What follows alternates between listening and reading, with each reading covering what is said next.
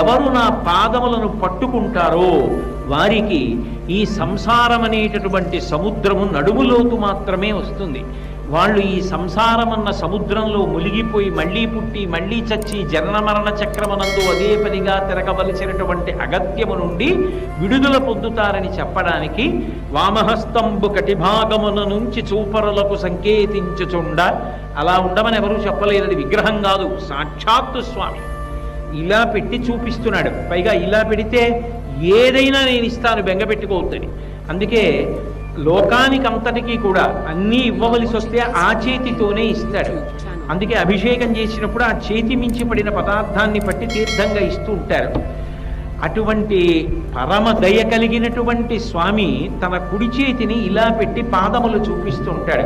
వెంకటేశ్వర స్వామి వారి యొక్క పాదములను మామూలుగా దర్శనం చేయడం కూడా అంత గొప్ప విషయమే.